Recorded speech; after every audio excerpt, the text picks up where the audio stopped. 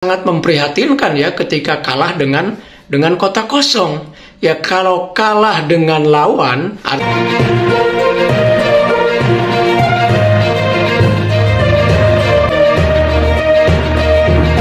teman-teman sekalian, ada fenomena yang menarik dalam Pilkada 2024 yang baru saja atau beberapa hari yang lalu diselenggarakan di Indonesia, yaitu tentang fenomena menangnya kota kosong. Ya, seperti diinformasikan di berbagai media bahwa ada dua tempat ya di Indonesia, yaitu di Bangka Belitung, di mana berdasarkan hitungan cepat atau quick count, kota kosong tampil sebagai pemenang, yaitu di Kabupaten Bangka dan di Kota Pangkal Pinang.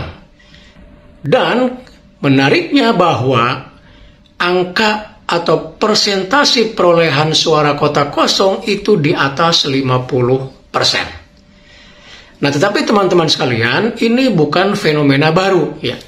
Karena hal ini pernah terjadi sebelumnya, yaitu di Pilkada 2018, yaitu di Kota Makassar ya.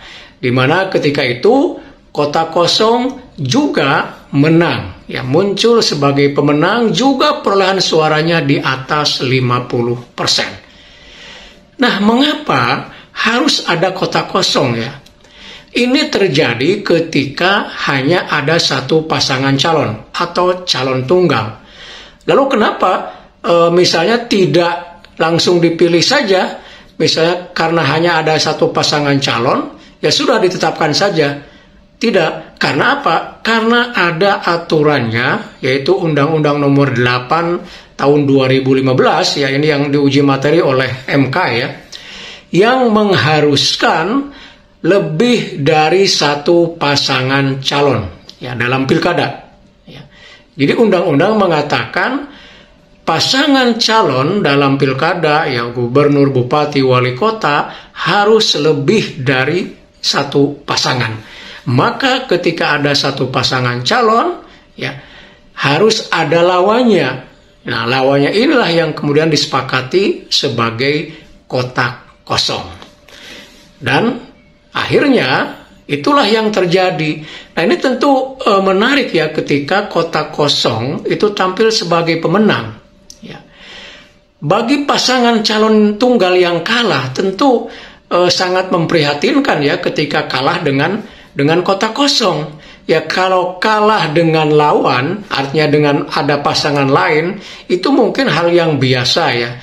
Tetapi ketika kalah dengan kota kosong, pasti rasanya ya memprihatinkan, rasanya menyedihkan ya, karena ini menunjukkan betapa pasangan ini ya tidak mendapatkan kepercayaan dari publik, dari masyarakat, apalagi angkanya di atas 50% kemenangan kota kosong ya. Jadi ini menjadi dari fenomena ini sebetulnya bisa menjadi pelajaran ya, bahwa pasangan calon tunggal itu tidak serta-merta akan terpilih menjadi pemimpin kepala daerah gitu ya.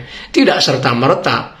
Maka ketika ada pasangan calon tunggal tetap harus bekerja keras dan lain sebagainya ya dalam rangka memenangi pilkada tersebut. Jadi bukan jaminan, ini jadi pembelajaran ya untuk ke depan ya.